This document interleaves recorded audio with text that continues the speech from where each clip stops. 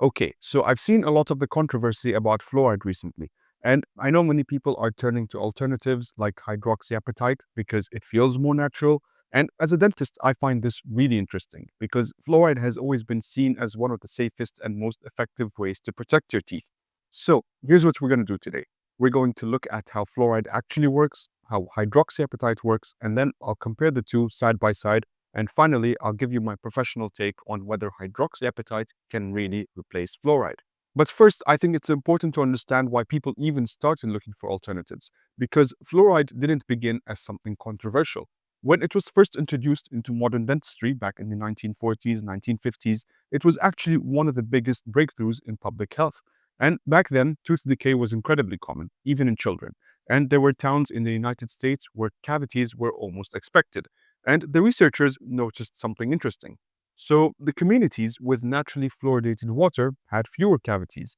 And that discovery led to the first controlled fluoridation programs in the 1950s and the 1960s.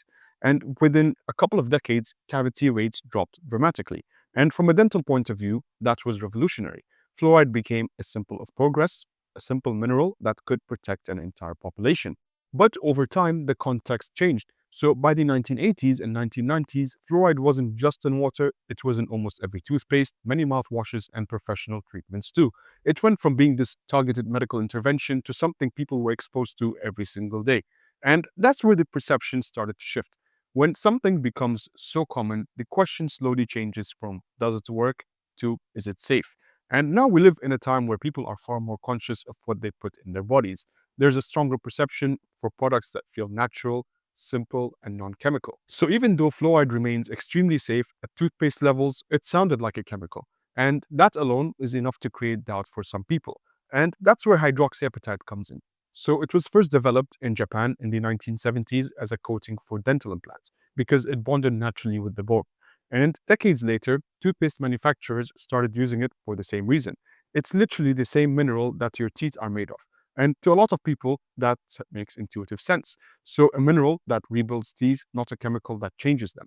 So, when I look at the shift today, I don't see people rejecting fluoride. I see people wanting more control, wanting products that feel safer and more natural. And the challenge here is those feelings don't always line up with what the evidence actually shows. So, to understand it better, we need to go back into the science, how fluoride really works and why it became dentistry's gold standard in the first place. And now that we understand how fluoride became such a big part of dentistry, I want to show you what it actually does, because once you understand that, everything else makes sense. And if we look at it, your enamel, which is that hard outer layer or the outer shell of your teeth, it's mostly made up of crystal-like minerals called hydroxyapatite, which is basically calcium and phosphate bonded together. And just to be clear here, that's not the same hydroxyapatite that's used in toothpaste. I'll touch on that later. And here's what happens. Every time acids from food or bacteria lower the pH in your mouth, the mineral, the hydroxyapatite, starts to dissolve. And that's what we call demineralization. And over time, those small acid attacks weaken the enamel and can eventually form cavities. And what fluoride does here is slightly change that chemistry. When it's present in your saliva, whether it's from toothpaste, mouthwash, or even trace amounts in water, it interacts with the calcium and phosphate around your enamel and forms a tougher, more acid-resistant mineral called fluoroapatite. And it's almost identical to the natural structure of the enamel, it's just harder to dissolve. So every time your teeth go through these mini acid challenges, they lose fewer minerals and can recover faster. But that's only half of it. So fluoride also affects the bacteria in your mouth. It slows down the metabolism of Streptococcus mutans, which is basically the main bacteria that's responsible for tooth decay, which basically means less acid production in the first place. So fluoride here helps in two ways. It strengthens your enamel and it also weakens the bacteria that break it down. This isn't theory. So fluoride is one of the most studied topics in dentistry. Decades of research show it consistently reducing cavity rates when used daily, which is why it's still considered the gold standard for preventing tooth decay. And that being said, it's not perfect. In my experience, fluoride's effectiveness depends a lot on saliva.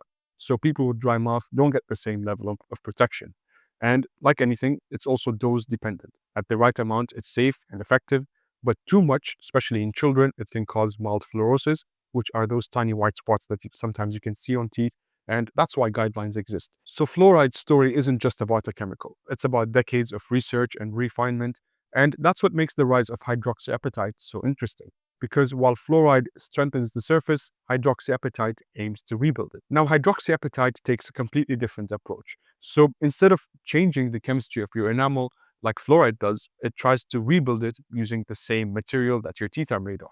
So hydroxyapatite is made of calcium and phosphate, the same minerals that your enamel is made from. And it's been around for decades, and it's been already used safely in dentistry and medicine because the body recognizes it as a natural. That's what makes it so interesting. Instead of changing the tooth surface like fluoride, it works by restoring it instead. And when you brush with a hydroxyapatite toothpaste, those tiny particles attach to the enamel surface and start filling in the microscopic pores, which are the defects that happen from everyday wear. And now over time, they integrate with your enamel and help reharden those weakened spots. And I've seen patients who use these toothpastes and notice that their teeth feel smoother, less sensitive, and even slightly glossier. And that's what exactly the research suggests too. And one major difference is that hydroxyapatite doesn't rely on saliva chemistry the same way fluoride does. And because it already contains calcium and phosphate, it can supply those minerals directly, which can make a difference if you have a dry mouth or reduced saliva flow. And the research behind it is generally promising. We have several clinical and in situ studies, mostly from Japan and Germany, having shown that hydroxyapatite can remineralize early enamel lesions at a level comparable to fluoride. Some even found that it helps sensitivity by sealing the exposed dentin tubules and that it makes enamel surfaces smoother, which can help reduce plaque buildup and staining. And personally, I see hydroxyapatite as a very promising option, especially for patients who prefer fluoride-free products or have sensitivity issues. It's biocompatible, it's safe, and it aligns with the body's natural composition. But whether it can fully replace fluoride, that's where things get a bit more nuanced. Because while both help protect the enamel, they do it in very different ways. So now that we've looked at both on their own, let's compare them side by side. Because they're both designed to do the same thing, essentially. They help the enamel repair itself and resist acid.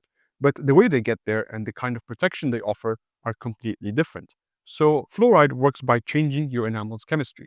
It converts part of the outer surface into a tougher mineral called fluoroapatite, which we mentioned earlier. And that makes it more resistant to acid. It also slows down the acid-producing bacteria, Streptococcus mutans, and gives the enamel more recovery time after meals. And that's why it's still effective in population-level studies. It works both on enamel and the bacteria that attack it. Hydroxyapatite, on the other hand, doesn't change anything chemically. It repairs. It acts more like a scaffold, directly supplying calcium and phosphate to rebuild the weak spots and fill in the microscopic defects.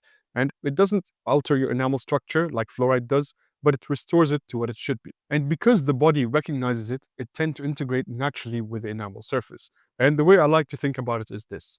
So fluoride strengthens from the outside in, hydroxyapatite repairs from the inside out, and both protect, but through completely different routes. Now, when it comes down to evidence, fluoride still has the advantage, but there's also the other difference that's worth mentioning, which is the antibacterial effect of fluoride.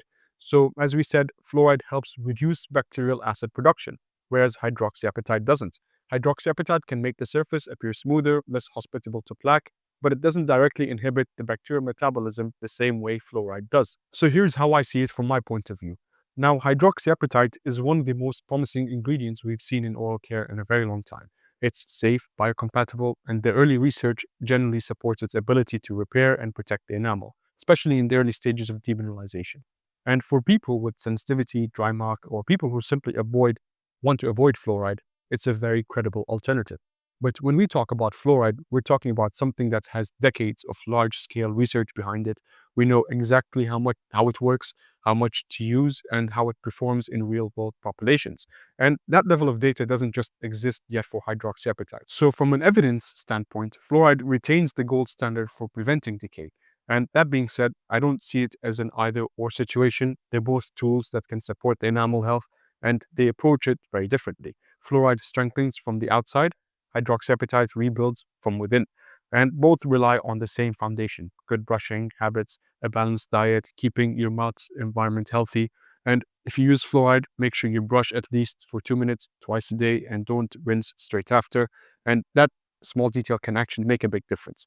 And if you use hydroxyapatite, consistency is key. It works gradually, but the benefits build over time. And beyond the toothpaste itself, what really matters is the environment you create for your teeth. So make sure you limit frequent snacking, giving your mouth enough time to recover between meals, staying hydrated, and maintaining a constant saliva flow. Because essentially, that's what allows any remineralization process to happen in the first place. So, to answer the question, can hydroxyapatite replace fluoride? My answer would be no, at least not yet. And it's one of the first ingredients that generally has the potential to sit alongside it. And as far as more research comes in, it may one day sit on the same level, just through a different route. And this is it for this video. Let me know your thoughts in the comments down below, and thank you for watching.